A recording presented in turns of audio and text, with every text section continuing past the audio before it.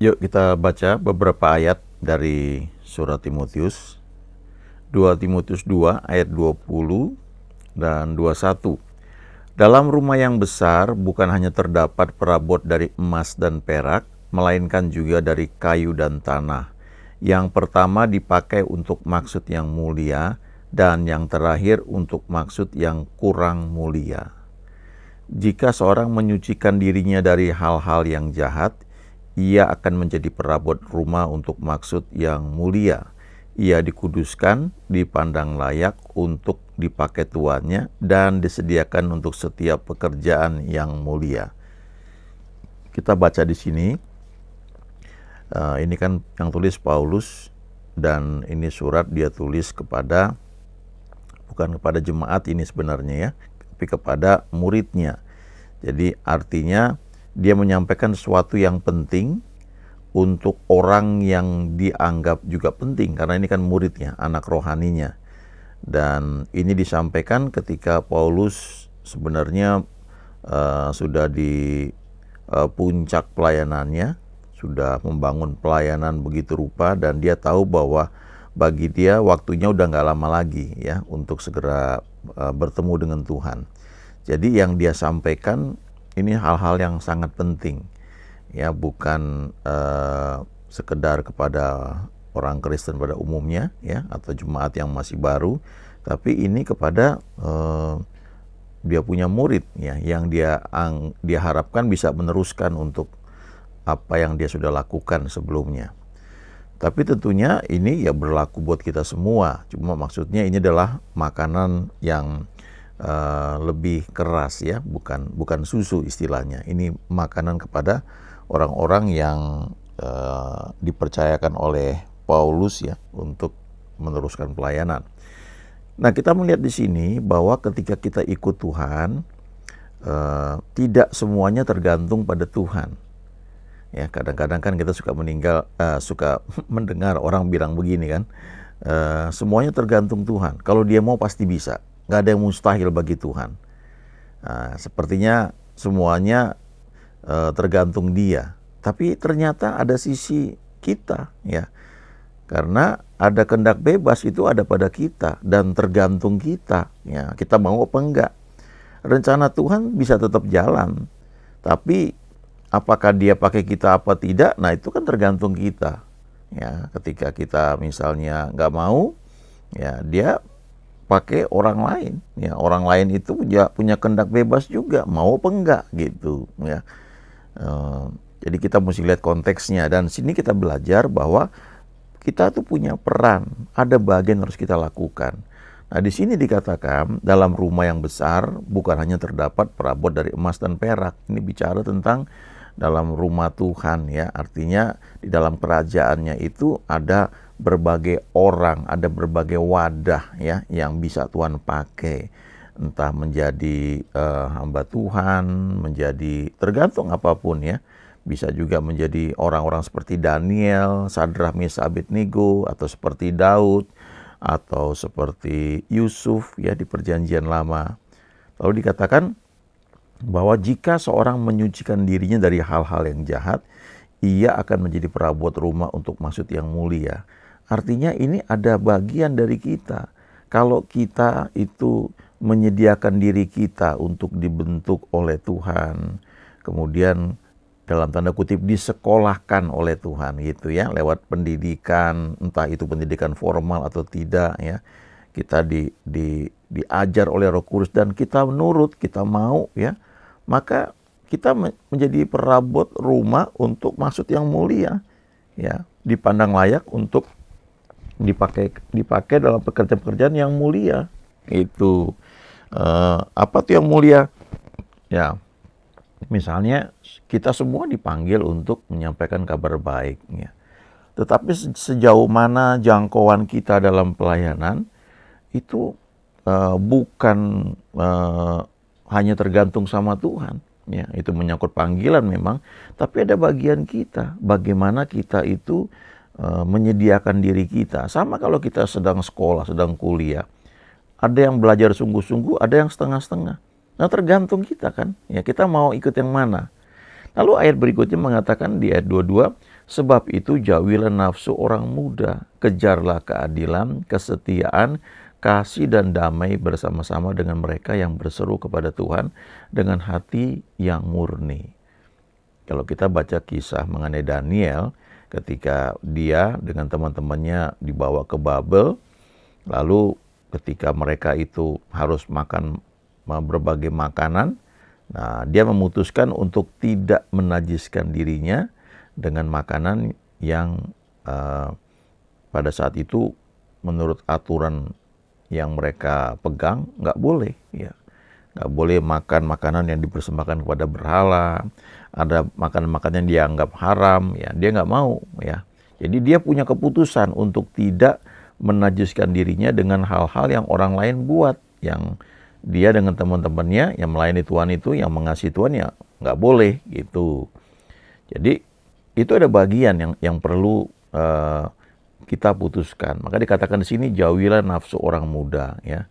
Kejarlah keadilan, kesetiaan, kasih. Jadi ada bagian yang perlu kita lakukan di sini, ya. Kalau kita tahu bahwa Tuhan mau pakai kita misalnya ya dalam bidang musik ya misalnya, maka kita tidak sekedarnya main musik ya, tapi kita mengejar skill ya untuk kita berlatih. Apalagi kalau kita dapat kesempatan diberi untuk kursus misalnya, untuk belajar ya, maka itu bagian kita ya. Ada gurunya ngajarin, tapi bagaimana kita latihan itu kita ya. Dan sejauh mana kita menyiapkan diri, maka nanti akan semakin berkembang skill kita, kemampuan kita, dan semakin luas kita bisa dipakai oleh Tuhan. Hal yang sama dalam kuliah, dalam pelajaran ya. Kita dapat kesempatan sekolah di mana nggak semua orang kan bisa sekolah sampai tahap tertentu ya. Bagaimana kita mengerjakan bagian kita ya. Ada waktunya mungkin kita istirahat ya, tapi kita bisa memilah-milah. Dulu waktu saya kelas 3 SMA masih ingat ya. Itu karena kami memang itu kan mau ujian akhir ya, dan memang pas di kelas itu berkumpul orang-orang yang memang dari kelas-kelas tahun-tahun sebelumnya itu ya juara-juara kelas gitu. Jadi ngumpul semua di satu kelas.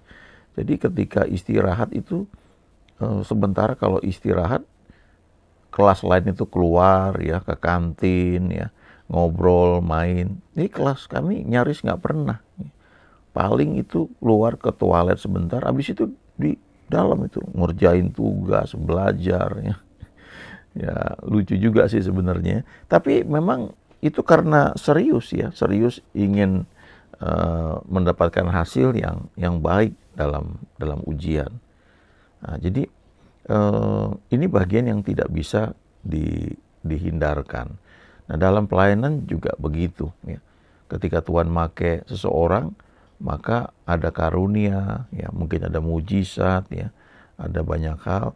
Tetapi ternyata orang yang Tuhan pakai itu juga tidak bisa hidup semaunya ya, karena nanti akan terlihat ya apakah orang lain itu bisa istilahnya bisa melihat Tuhan ya dalam kehidupan kita gitu ya, yang melayani Tuhan.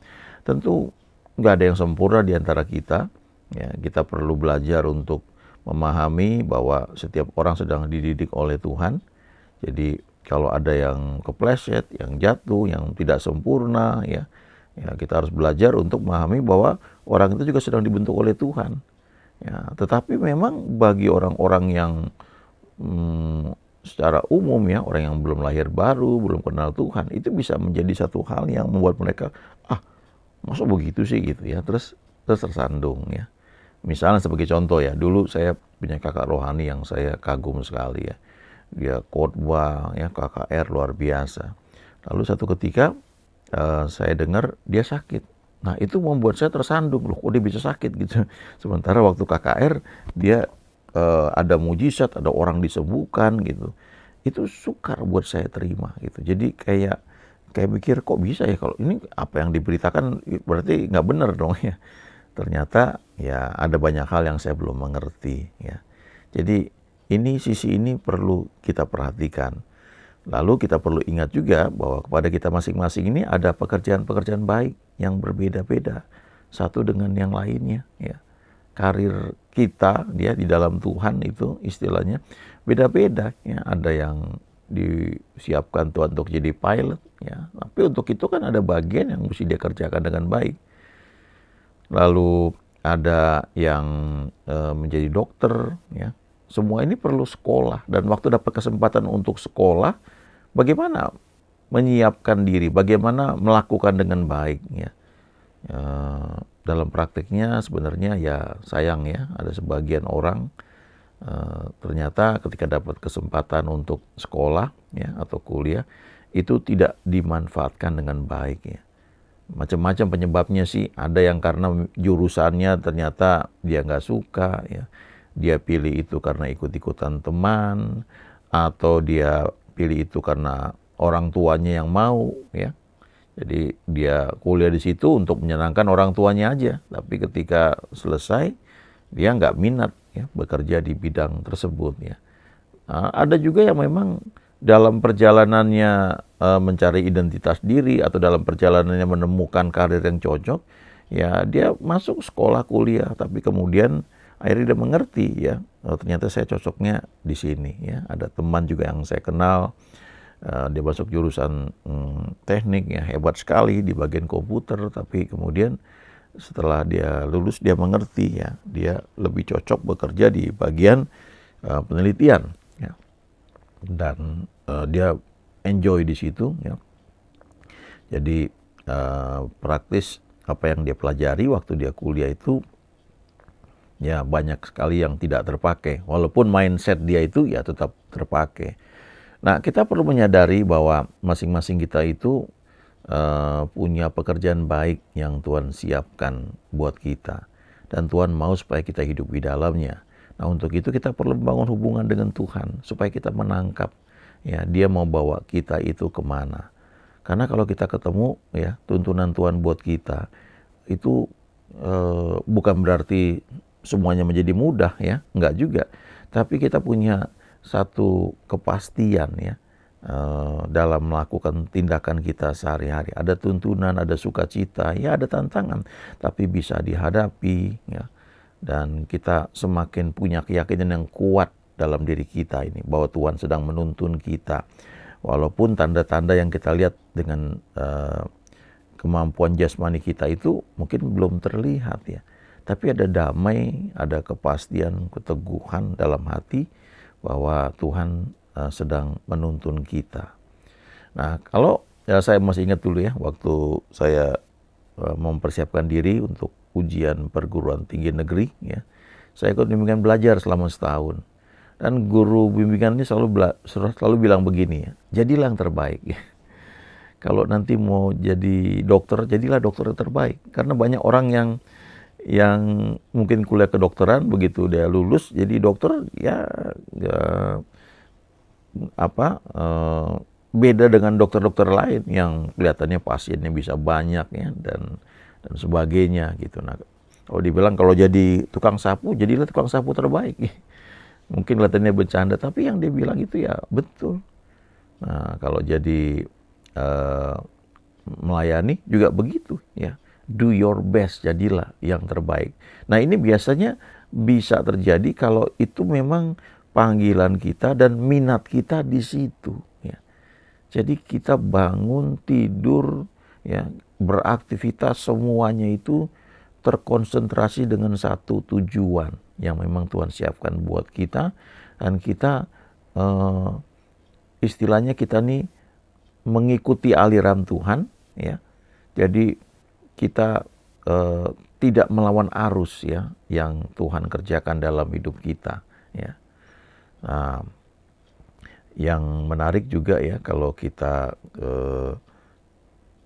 apa istilahnya, ya, saya melihat ada ketika Tuhan membentuk kita, ya, ini kan spesifik, ya. Kalau kita jadi hamba Tuhan pun, ya, atau jadi pendeta, ada kan yang dipanggil melayani di desa, ada yang melayani di kota, ya, ada yang melayani di tempat-tempat tertentu. Dan setiap tempat wilayah itu punya punya frame, punya cara berpikir yang berbeda.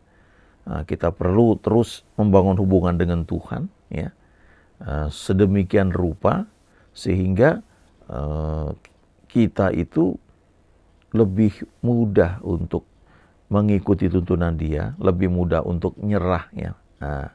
Nyerah itu dalam artinya mempersembahkan hidup kita kepada Tuhan. Dan motivasi kita dalam pelayanan itu juga semakin dimurnikan ketika kita membangun hubungan dengan Tuhan, ya, lewat hubungan pribadi, lewat saat teduh. Dan dengan sendirinya kita punya kerinduan untuk menjauhi hal-hal yang jahat, sehingga hidup kita tuh semakin kudus, ya, dalam pandangan orang lain, ya. Sekali lagi ini semua proses, ya, yang memerlukan waktu dan seperti yang saya bilang tadi, ada jangkauan tertentu yang bisa Tuhan kerjakan dalam hidup kita, ya, sesuai dengan kapasitas kita. Misalnya begini, kalau misalnya Tuhan buat mujizat, ya, atau pertolongan dalam hidup kita, maka kesaksian itu mungkin memberkati untuk kelompok tertentu, tapi untuk kelompok lain belum tentu, ya. Sebagai contoh misalnya gini, ketika ada hamba Tuhan yang Tuhan pakai, ya, melayani orang-orang yang sederhana, ya, maka kesaksian pengalaman bersama Tuhan untuk hal-hal yang sederhana itu juga akan menolong mereka memahami bahwa Tuhan bekerja untuk hal tersebut. Misalnya, ya, dia punya kebutuhan, ya, untuk bisa misalnya, ya, kebutuhan kendaraan misalnya, dia berdoa, ya, lalu tiba-tiba ada orang yang Tuhan gerakkan memberikan dia motor, ya, atau mobil misalnya. Nah, itu bagi kalangan tertentu itu dengar itu, wah, luar biasa, ya, Tuhan bekerja dahsyat, ya. Tapi kalau kesaksian ini didengar oleh orang yang mungkin sangat kaya, ya, secara materi, ya, mungkin dia cuma melihat, oh puji Tuhan, tapi tidak berdampak besar gitu. Karena buat dia, ya, apa susahnya beli motor, apa susahnya beli mobil, ya. Jadi bisa seperti itu. Nah, sebaliknya ada hamba Tuhan yang mungkin Tuhan pakai, katakanlah pelayanannya tuh di lingkungan bisnismen, orang-orang kaya, ya, dia naik mobil juga mewah, ya.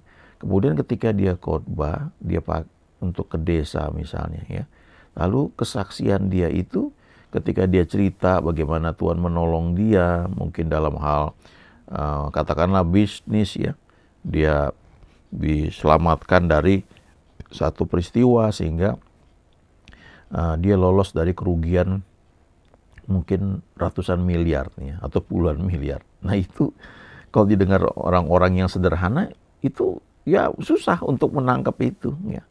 Ya, melihat Tuhan itu bekerja, ya, tapi susah, ya. Boro-boro lihat ratusan miliarnya, orang lihat jutaan aja mungkin nggak pernah gitu, ya.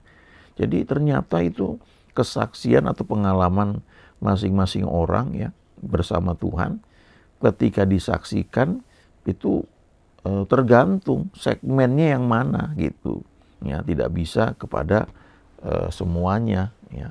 Ada beda-beda. Saya kenal satu orang pendoa yang ketika mau dibawa untuk mendoakan satu orang yang kaya, maka orang ini perlu didandani dulu, ya.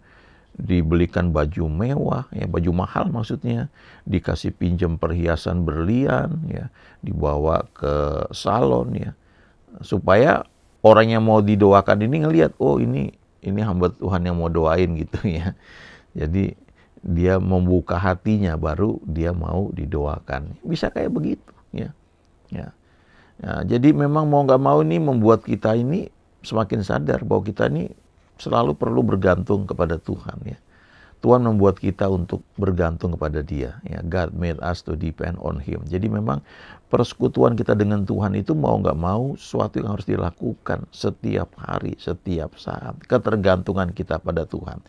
Tapi kemudian ada bagian yang perlu kita kerjakan. Ya, itu yang saya katakan tadi, ya.